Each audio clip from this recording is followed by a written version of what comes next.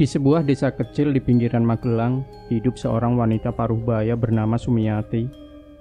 Tubuhnya mulai renta dengan garis-garis wajah yang mencerminkan perjuangan hidup yang tak mudah. Ia tinggal di rumah sederhana, berdinding kayu dengan atap genting yang sudah tua. Meski hidupnya serba pas-pasan, ada satu impian yang terus ia genggam erat, menunaikan ibadah haji. Sejak muda Sumiati sering mendengar cerita tentang indahnya Mekah dan kebesaran Ka'bah dari almarhum ayahnya. Cerita itu menanamkan harapan besar di hatinya. Namun, hidup berkata lain. Pekerjaan suaminya sebagai buruh tani tak pernah cukup untuk menabung. Sumiati pun membantu dengan membuat anyaman bambu. Namun hasilnya hanya cukup untuk makan sehari-hari. Meski demikian, ia tak pernah berhenti berdoa. Di setiap tahajudnya, ia memohon agar diberi jalan menuju tanah suci. Ia percaya suatu saat Tuhan akan mendengar doanya. Tahun demi tahun berlalu dan impiannya terasa semakin jauh. Hingga suatu hari, Sumiati mendengar kabar tentang seorang tetangga yang tiba-tiba menjadi kaya setelah berziarah ke sebuah tempat mistis di gunung terpencil. Orang itu, yang dulunya bahkan lebih miskin dari Sumiati, kini memiliki rumah besar dan ternak melimpah. Sumiati mulai memendam rasa iri. Meski ia berusaha menepisnya, pikiran tentang jalan pintas itu semakin menghantui. Pada suatu malam, saat hujan deras mengguyur desa, ia duduk sendiri di sudut rumah. Kilatan petir di luar seperti memantulkan pergulatan batinnya. Apakah ini dosa? Bisiknya pada diri sendiri. Suara lain dalam hatinya berkata, bukankah niatmu baik? Bukankah ini demi ibadah? Pikiran itu terus menghantui Sumiati. Sampai akhirnya ia membulatkan tekad. Ia pergi menemui seorang dukun yang terkenal bisa membuka jalan rezeki. Lokasinya tersembunyi di balik hutan kecil, di sebuah rumah yang terlihat tua dan menyeramkan. Dukun itu seorang pria tua berambut putih dengan mata tajam yang menusuk, menyambutnya dengan senyum dingin. "Kamu yakin dengan keputusan ini?" tanyanya dengan nada datar. Sumiati mengangguk, meski rasa takut mulai merayap. "Saya hanya ingin ke tanah suci. Bantu saya," jawabnya lirih. Dukun itu kemudian menjelaskan, "Ada harga yang harus kau bayar. Rezeki tidak datang begitu saja. Kau akan mendapatkannya, tapi kau harus siap dengan konsekuensinya." Tanpa berpikir panjang, Sumiati setuju. Ia menyerahkan sebuah benda pusaka keluarga sebagai bagian dari ritual. Malam itu, di bawah sinar rembulan yang terhalang awan kelam, ritual dimulai. Sumiati diminta membaca doa-doa tertentu sambil memegang kembang 7 rupa. Di saat yang sama, dukun itu melafalkan mantra dengan suara yang semakin lama semakin menyeramkan. Saat ritual selesai, Sumiati merasa aneh. Ada rasa lega bercampur takut yang menyelimuti hatinya. Beberapa hari kemudian, keanehan pun mulai terjadi. Seorang kerabat jauh tiba-tiba memberikan uang dalam jumlah besar tanpa alasan yang jelas. Lalu ia mendapat kabar bahwa namanya masuk daftar calon jemaah haji, meski ia tak pernah mendaftarkan diri. Sumiati terperangah, doanya terkabul, tapi jauh di lubuk hatinya ada rasa tak nyaman. Apakah semua ini benar-benar jawaban dari Tuhan, ataukah ada sesuatu yang lain? Ia berusaha menepis perasaan itu. Yang terpenting, impiannya akan segera terwujud. Ia mulai mempersiapkan keberangkatan dengan penuh semangat. Namun di setiap langkahnya, bayangan malam ritual itu terus mengusiknya. Di balik kegembiraan yang ia tunjukkan, Sumiati mulai merasakan sesuatu yang tidak beres. Tapi ia tetap melangkah, tanpa menyadari bahwa langkah itu akan membawanya menuju jalan yang penuh azab. Hari keberangkatan akhirnya tiba. Sumiati berdiri di depan rumahnya dengan koper kecil yang sudah ia persiapkan selama berminggu-minggu. Tetangga-tetangganya berkumpul untuk melepasnya pergi. Beberapa tampak takjub melihatnya. "Akhirnya kamu berangkat juga. Selamat jalan. Semoga lancar ibadahnya," ujar Bu Wiryo, tetangga yang selalu ikut pengajian bersamanya. Sumiati tersenyum, tapi senyum itu terasa getir. Ia tahu semua ini terlihat seperti berkah dari Tuhan. Namun, di balik itu, hanya ia yang tahu apa yang telah ia lakukan untuk sampai ke sini. Di sepanjang perjalanan menuju bandara, ia duduk diam di kursinya, menatap keluar jendela bis. Pikiran-pikiran aneh mulai menghantui. Wajah sang dukun dengan senyum dinginnya sesekali melintas di benaknya. Suara mantra-mantra yang ia dengar malam itu seperti terngiang-ngiang di telinganya. Sumiati berusaha menenangkan diri. Aku akan bertobat di tanah suci. Semua dosaku akan dihapuskan di sana. Ia terus meyakinkan dirinya sendiri, meski hatinya terasa gelisah. Sesampainya di tanah suci, perasaan Sumiati bercampur aduk. Matanya berkaca-kaca saat melihat Ka'bah untuk pertama kalinya. Bangunan suci itu berdiri megah di hadapannya, memancarkan keagungan yang tak terlukiskan. Air matanya mengalir deras. Terima kasih telah memberiku kesempatan ini, bisiknya pelan. Namun, keindahan itu segera ternodai oleh bayang-bayang masa lalu. Di tengah kehusukan orang-orang yang berdoa, Sumiati merasa ada sesuatu yang ganjil. Perasaan aneh mulai muncul. Ia merasa seperti diawasi, meskipun ia tidak tahu oleh siapa. Pada malam pertama di Mekah, Sumiati mengalami mimpi buruk. Dalam tidurnya, ia melihat sosok dukun yang menatapnya dengan senyum menyeramkan. Di belakangnya, bayangan hitam besar dengan mata merah menyala muncul perlahan. Sosok itu berbisik dengan suara parau. Kau telah menerima berkah ini, tapi kau tak bisa melarikan diri dari bayarannya. Sumiati terbangun dengan nafas tersengal-sengal. Tubuhnya berkeringat dingin, meski udara kamar terasa dingin. Ia menatap sekeliling, mencoba meyakinkan diri bahwa itu hanya mimpi. Tapi mimpi itu terasa begitu nyata. Hari-hari berikutnya, mimpi serupa terus menghantuinya. Setiap kali ia menutup mata, sosok misterius itu kembali muncul. Bahkan ketika ia terjaga, ia merasa ada bayangan gelap yang selalu mengikutinya di sudut matanya. Satu malam, saat Sumiati berjalan di pelataran Masjidil Haram setelah sholat Isya, ia merasa ada seseorang yang berjalan di belakangnya. Ketika ia menoleh, tidak ada siapa-siapa. Namun, langkah kaki itu tetap terdengar semakin dekat.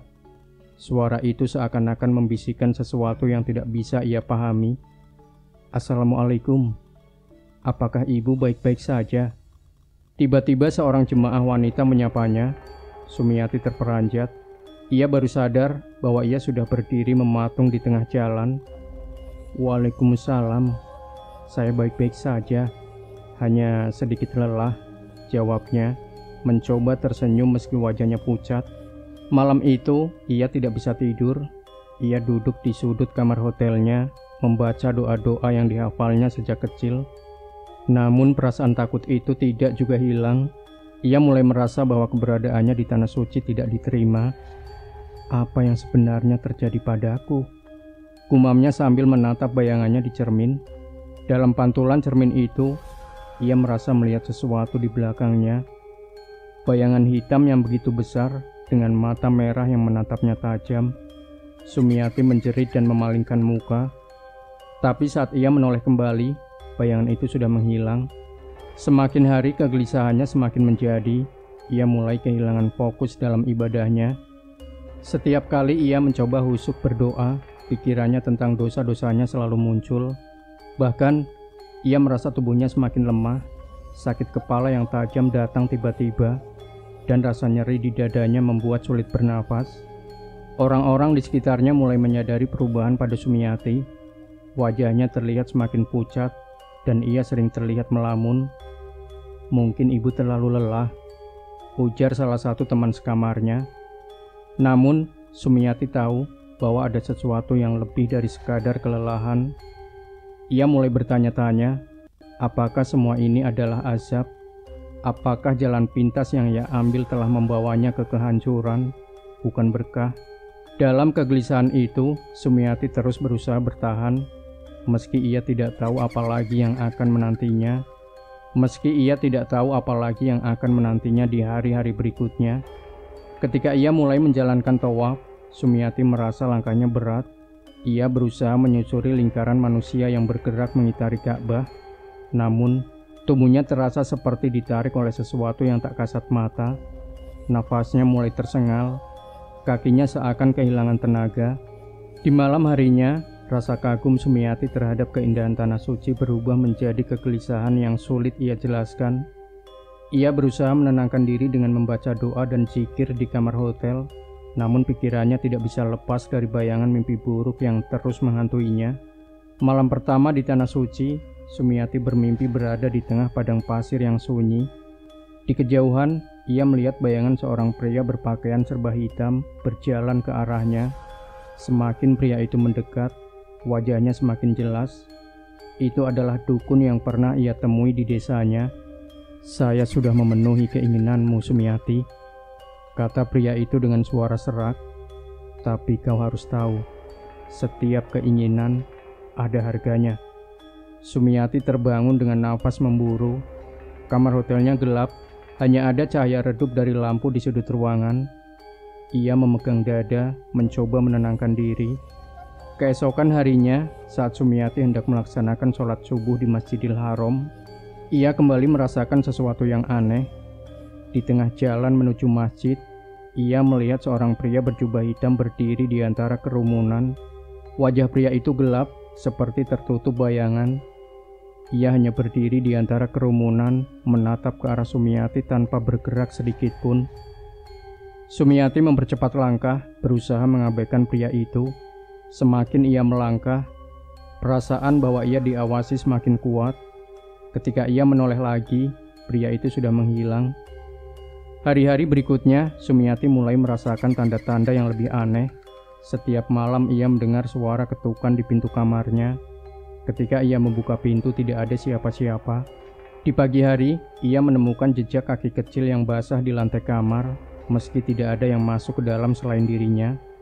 Di suatu malam, ketika ia mencoba tidur lebih awal, Sumiati kembali bermimpi buruk. Ia berada di sebuah ruangan gelap dengan suara bisikan yang terus mengelilinginya. Bisikan itu terdengar seperti orang membaca doa, namun nadanya mengancam. Ketika ia terbangun, tubuhnya terasa berat, seperti ada sesuatu yang menindih dadanya. Ia mencoba membaca doa, namun suaranya tersendat. Hanya air mata yang mengalir deras dari matanya. "Kau pikir kau bisa lari?" Suara Paro itu kembali terdengar, kali ini di telinganya yang terjaga. Sumiati membuka mata lebar-lebar, menatap sekeliling kamar. Kegelisahan Sumiati semakin menjadi. Bahkan ketika ia mencoba melaksanakan ibadah dengan khusyuk, pikirannya terus diganggu oleh bayangan-bayangan mengerikan. Tubuhnya juga mulai melemah, kakinya sering kram tanpa sebab, dan ia merasa sulit bernafas setiap kali berada di keramaian. Teman sekamarnya, Bu Maryam, mulai menyadari perubahan pada Sumiati. "Apakah ibu baik-baik saja? Saya lihat belakangan ini ibu sering melamun." "Saya baik-baik saja, Bu," jawab Sumiati berusaha menyembunyikan kegelisahannya. Namun, di dalam hatinya, Sumiati tahu bahwa ada sesuatu yang salah. Bayang-bayang masa lalu terus menghantuinya, membuat ia mulai merasa bahwa keberadaannya di Tanah Suci adalah sebuah kesalahan. Di tengah jutaan manusia yang memohon ampunan, Sumiati merasa dirinya semakin kecil dan terasing. Ia mulai bertanya-tanya, apakah ini azab atas jalan pintas yang ia tempuh? Ataukah ini peringatan agar ia segera bertaubat sebelum semuanya terlambat? Hari-hari di Tanah Suci berlalu dengan berat bagi Sumiati. Tubuhnya mulai terasa lemah. Meski ia tidak yakin apa penyebabnya, ia menjalankan rukun haji dengan tertatih-tatih, diiringi rasa takut yang terus mengikutinya. Di tengah kesibukan ibadah, tanda-tanda aneh semakin sering muncul, membuat hatinya terus berdebar tak menentu. Pada suatu siang yang terik, Sumiati memutuskan untuk istirahat sejenak di dalam masjid setelah menyelesaikan sholat duha. Ia duduk di sudut yang sepi, mencoba merenung sambil membaca doa. Namun, di tengah zikirnya, ia merasakan sesuatu yang membuat bulu kuduknya meremang. Suara seseorang melantunkan doa di dekatnya, namun ia yakin tidak ada siapapun di sana. Ketika ia menoleh ke belakang, matanya menangkap bayangan hitam melintas cepat di ujung sudut masjid. Bayangan itu tampak seperti sosok manusia, namun langkahnya tidak bersuara. Ia mencoba meyakinkan dirinya bahwa itu hanya imajinasinya. Tapi, keringat dingin mulai mengalir di pelipisnya. Kejadian aneh semakin menjadi. Pada malam harinya, saat ia hendak tidur, Sumiati mendengar suara samar-samar seperti sesuatu yang sedang mengetuk-ketuk dinding kamar hotelnya. Suara itu terdengar pelan, tapi ritmenya teratur. Dengan ragu, ia menghampiri dinding itu dan menempelkan telinganya. Namun, suara itu tiba-tiba berhenti. "Bu Maryam, apakah ibu mendengar sesuatu?" tanya Sumiati kepada teman sekamarnya. Bu Maryam menggeleng sambil tersenyum. "Ah, mungkin ibu terlalu lelah. Istirahat saja." Sumiati mengangguk meski hatinya merasa lain. Malam itu, mimpi buruk kembali menghampirinya. Kali ini ia berada di tengah padang pasir yang gelap gulita. Ia melihat sesosok bayangan hitam besar mendekat dari kejauhan. Bayangan itu menyerupai manusia, namun tidak memiliki wajah. "Kenapa kau di sini?" Suara berat itu terdengar menggema. Sumiati terbangun dengan nafas tersengal. Tubuhnya basah oleh keringat dingin.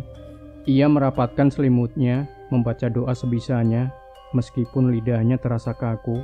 Pagi harinya, tubuh Sumiati terasa semakin lemah.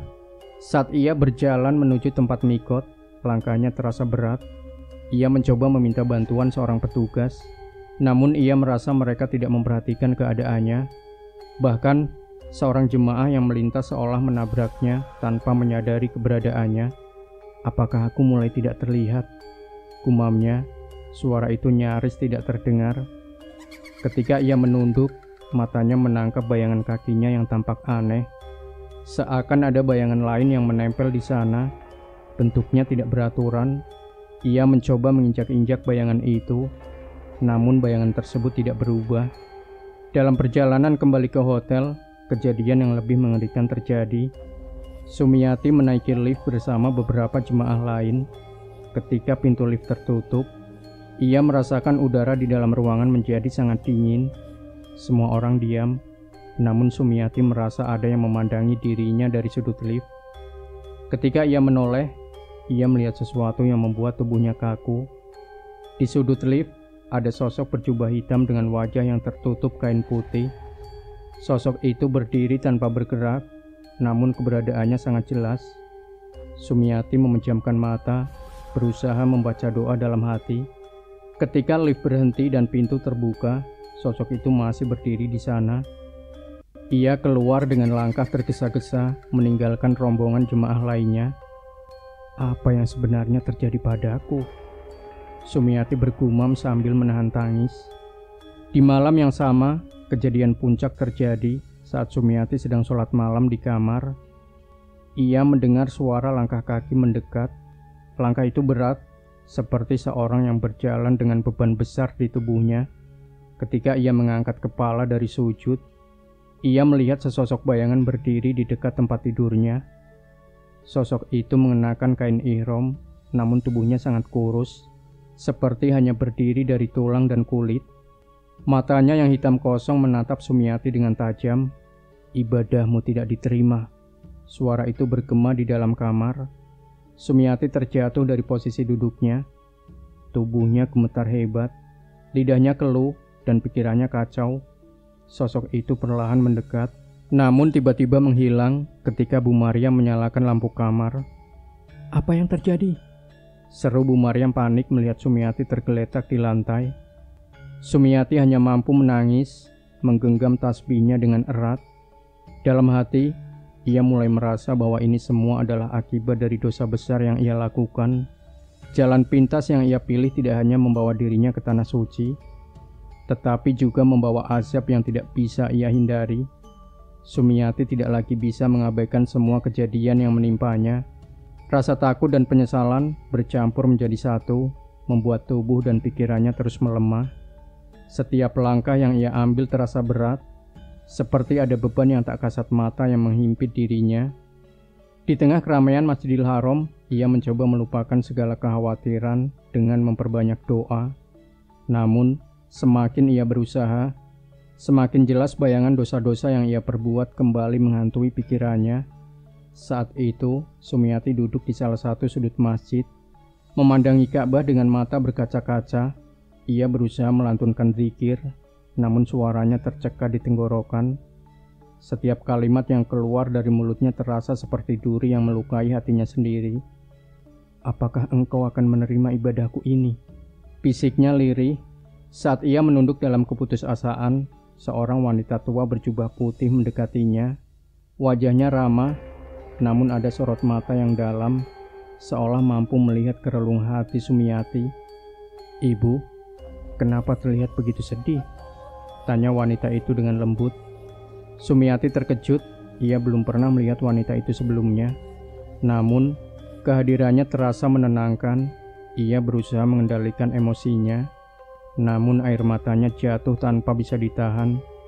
Saya merasa tidak layak berada di sini," jawab Sumiati dengan suara gemetar. Wanita itu tersenyum samar. "Kita semua manusia penuh dosa. Yang penting adalah bagaimana kita memperbaikinya. Apa yang membuat ibu merasa tidak layak?" Sumiati ingin menceritakan semuanya, namun lidahnya keluh. Ia hanya mampu menggeleng pelan sambil menangis. Wanita itu tidak memaksa. Ia hanya meletakkan tangannya di bahu Sumiati dan berkata, "Bertaubatlah. Jangan biarkan rasa bersalah menahan ibu dari meminta ampunannya." Wanita itu kemudian berlalu, meninggalkan Sumiati dengan pikiran yang semakin berkecamuk. Kata-kata tersebut terus terngiang di telinganya, namun rasa takutnya terlalu besar. Malam itu, Sumiati memutuskan untuk melakukan sholat taubat. Di tengah sujudnya, ia menangis sejadi-jadinya, mengingat semua kesalahan yang pernah ia lakukan. "Aku bersalah. Aku telah menggunakan jalan yang salah untuk sampai di sini. Ampunilah aku. Ampunilah aku." Di tengah tangisnya, suara berat yang familiar menggema di kepalanya. "Tidak ada pengampunan untukmu." Sumiati tersentak. Ia membuka matanya, namun sekelilingnya tetap gelap. Ia mencoba melanjutkan doa, namun suara itu semakin keras, memenuhi ruang pikirannya. "Kau telah menjual dirimu. Jalan ini bukan untukmu." Sumiati berusaha melawan ketakutan itu. Ia terus melantunkan doa, mencoba mengabaikan suara tersebut. Keesokan harinya, tubuh Sumiati semakin lemah. Saat berjalan menuju tempat tawaf, ia terjatuh di tengah jalan. Beberapa jemaah mencoba membantunya berdiri, namun ia merasa tubuhnya seperti lumpuh. "Saya tidak kuat," bisiknya pelan. Petugas yang melihat kondisi Sumiati segera membawanya ke pos kesehatan. Di sana, dokter menyatakan bahwa kondisi fisiknya melemah karena stres dan kelelahan. Namun Sumiati tahu, ini bukan sekadar kelelahan fisik. Ada sesuatu yang jauh lebih besar yang menggerogoti dirinya, dosa-dosa yang belum ia akui sepenuhnya. Di tengah keramaian pos kesehatan, Sumiati mendengar suara azan dari kejauhan. Suara itu biasanya menenangkan, namun kali ini terasa seperti panggilan terakhir baginya. Ia memejamkan mata, berusaha menenangkan dirinya. Namun, bayangan sosok berjubah hitam kembali muncul di benaknya. Malam itu Sumiati memutuskan untuk berbicara dengan seorang ulama yang ia temui di penginapan.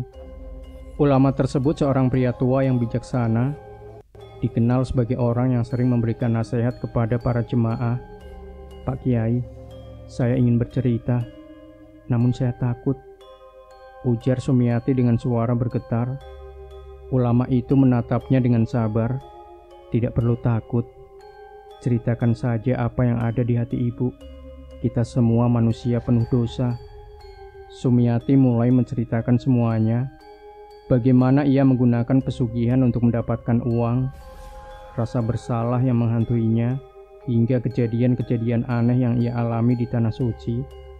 Setelah mendengar kisahnya, ulama itu menarik napas panjang. "Ibu, dosa yang ibu lakukan memang besar. Selama kita masih hidup, selama kita masih punya waktu, kita harus memohon ampun kepadanya dengan tulus. Tapi, apakah dia akan menerima taubatku?" tanya Sumiati dengan air mata berlinang. "Itu bukan hak kita untuk menentukan.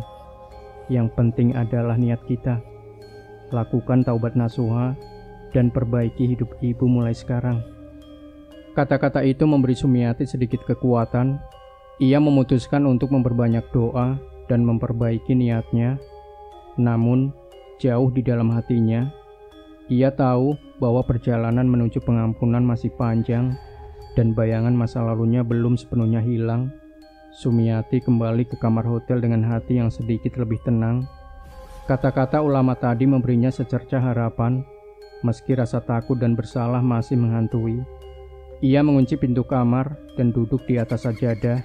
Dengan perlahan ia mulai melantunkan doa. Semakin lama ia berdoa, suasana kamar terasa berubah. Udara yang semula hangat perlahan menjadi dingin.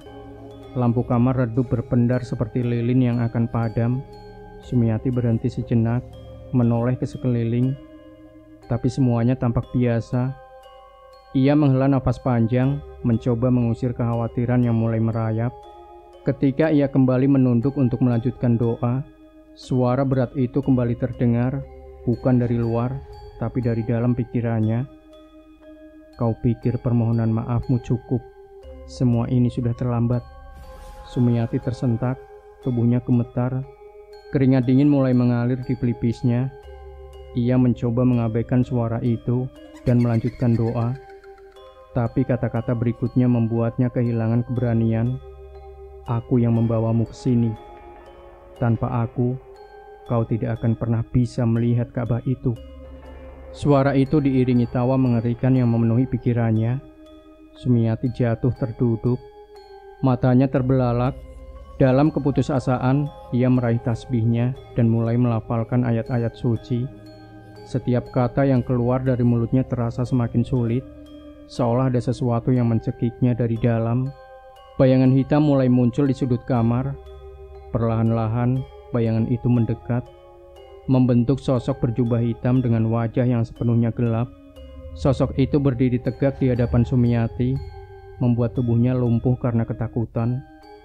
Ini harga yang harus kau bayar, ucap sosok itu dengan suara yang menusuk. Sumiati mencoba berteriak, tapi suaranya tak keluar. Ia hanya bisa menangis dan menutup wajahnya dengan kedua tangan. Sosok itu mendekat, menyisakan jarak hanya beberapa langkah dari Sumiati. Saat bayangan itu hendak menyentuhnya, suara azan subuh menggema dari kejauhan. Suara itu begitu kuat dan jernih, menggetarkan seluruh ruangan. Sosok hitam itu tiba-tiba berhenti, lalu perlahan memudar, meninggalkan ruangan dalam keheningan. Keesokan harinya, Sumiati menceritakan kejadian tersebut kepada ulama yang ia temui sebelumnya. Dengan mata penuh kecemasan ia berkata, "Pak Kiai, saya melihatnya lagi. Sosok itu datang ke kamar saya. Ia mengatakan bahwa semua ini sudah terlambat, bahwa saya harus membayar harga di atas dosa-dosa saya." Ulama itu mendengarkan dengan seksama. Setelah Sumiati selesai bercerita, ia menunduk sejenak lalu berkata, "Apa yang ibu alami adalah peringatan. Tapi ingatlah, tidak ada yang lebih kuat daripada kuasa Allah. Setan akan terus mencoba melemahkan iman kita, tapi tugas kita adalah tetap berjuang melawan mereka dengan doa dan keikhlasan. Tapi saya takut, bagaimana jika saya tidak sempat memperbaiki semuanya?" Ketakutan itu adalah bukti bahwa ibu menyadari kesalahan ibu. Itu langkah pertama menuju taubat. Tapi, ibu harus sepenuhnya menyerahkan diri kepada Allah. Tidak ada dosa yang tidak bisa diampuni jika kita sungguh-sungguh memohon ampunan. Sumiati mengangguk pelan. Kata-kata ulama itu memberinya sedikit kekuatan. Meskipun bayangan sosok hitam tadi masih jelas terpatri di pikirannya. Hari-hari berikutnya, Sumiati berusaha menjalani ibadah dengan lebih khusyuk. Ia memperbanyak doa dan membaca Al-Quran. Namun, setiap malam, ketakutan itu kembali menghantuinya. Sosok hitam itu tidak lagi muncul, tapi Sumiati selalu merasa diawasi. Saat ia melakukan tawaf, ia merasakan tatapan dingin di punggungnya. Meskipun kerumunan jemaah di sekelilingnya begitu padat, saat ia berdoa di depan Ka'bah, bisikan-bisikan kecil terdengar di telinganya, menyuruhnya menyerah. Tidak ada harapan untukmu. Namun, di tengah kegelisahannya, Sumiati terus mengingat nasihat ulama itu. Ia berusaha melawan suara-suara itu dengan doa. Meski tubuhnya terasa lemah dan pikirannya hampir runtuh, ia tidak ingin menyerah. Di suatu malam, saat ia duduk sendiri di masjid, ia melihat seorang wanita muda mendekatinya. Wanita itu mengenakan pakaian ihram yang bersih dan rapi. Wajahnya tenang, namun penuh kesedihan. Ia duduk di samping Sumiati tanpa mengucapkan sepatah kata pun. Setelah beberapa saat, wanita itu berkata, "Ibu, jangan berhenti berdoa." Sumiati menoleh, matanya penuh air mata. "Tapi saya takut." Wanita itu tersenyum samar. "Ketakutan itu adalah ujian. Tapi jangan biarkan rasa takut itu mengalahkan keyakinan ibu. Tetaplah berdoa, tetaplah berharap." Sebelum Sumiati sempat bertanya lebih jauh, wanita itu berdiri dan berjalan pergi. Ketika Sumiati mencoba mencarinya di tengah kerumunan, wanita itu sudah tidak terlihat. Malam itu Sumiati berdoa lebih husuk dari sebelumnya dengan air mata yang terus mengalir. Ia memohon ampunan kepada Allah. Ia tahu bahwa perjalanannya masih panjang, tapi ia tidak ingin menyerah begitu saja. Ia sadar bahwa dosa-dosanya telah membawa kegelapan dalam hidupnya. Hari terakhir di Tanah Suci, udara terasa begitu hangat namun menyenangkan. Sumiati duduk di halaman Masjidil Haram, memandangi Ka'bah dengan pandangan yang penuh keheningan. Rasa takut yang dulu membayangi hatinya, kini tergantikan oleh rasa pasrah. Ia tahu bahwa semua tergantung pada rahmat Allah Subhanahu wa Ta'ala. Doa demi doa ia panjatkan, bukan lagi dengan ketakutan, melainkan dengan harapan. Ia memohon agar dosa-dosanya diampuni, agar hidupnya bisa menjadi pelajaran bagi orang lain, dan agar ia diterima sebagai hamba Allah yang bertaubat. Malam itu, ia kembali bermimpi. Kali ini mimpinya berbeda dari sebelumnya. Ia berada di padang pasir yang luas, diterangi sinar bulan. Di kejauhan ia melihat sosok wanita yang pernah ia temui di masjid beberapa malam sebelumnya. Wanita itu tersenyum hangat dan melambai ke arahnya. Dengan ragu, Sumiati melangkah mendekat. Semakin ia mendekat, sosok wanita itu perlahan memudar, hingga hanya tersisa suara lembut yang berkata, "Ibu, jalan ini belum selesai. Tetaplah berdoa, tetaplah berharap." Ia terbangun dengan air mata mengalir. Untuk pertama kalinya dalam beberapa minggu terakhir, ia merasa damai. Keesokan harinya, saat rombongan jemaah bersiap untuk kembali ke Indonesia, Sumiati merasakan tubuhnya melemah, kaki dan tangannya gemetar, seolah kehilangan tenaga. Teman sekamarnya membantu membawanya ke kamar, sementara Sumiati terus berdoa dalam hati, "Jika ini waktuku, aku mohon ampuni dosaku. Aku telah banyak salah." Ia sempat meminta maaf kepada teman-temannya, memohon agar mereka menyampaikan salam terakhir kepada keluarganya di Magelang jika ia tak bisa pulang. Sore harinya, Sumiati ditemukan dalam keadaan tak sadarkan diri di atas sajadah. Wajahnya tampak tenang dengan Al-Quran kecil tergenggam di tangannya. Para jemaah segera memanggil tim medis, namun takdir berkata lain. Sumiati menghembuskan napas terakhirnya di Tanah Suci. Berita itu menyebar dengan cepat di kalangan jemaah. Banyak yang merasa kehilangan, tapi lebih banyak lagi yang merasa terharu. Sebab, meski Sumiati memulai perjalanannya dengan dosa besar, ia mengakhirinya dengan perjuangan yang tulus untuk mencari pengampunan. Jenazahnya dimakamkan di Tanah Suci, sebuah kehormatan yang diidamkan oleh banyak umat muslim. Para ulama yang mendengar kisahnya menyampaikan bahwa kematian Sumiati adalah tanda bahwa Allah Subhanahu wa Ta'ala menerima taubat hambanya yang benar-benar ikhlas. Keluarga Sumiati merenungi kisah hidupnya.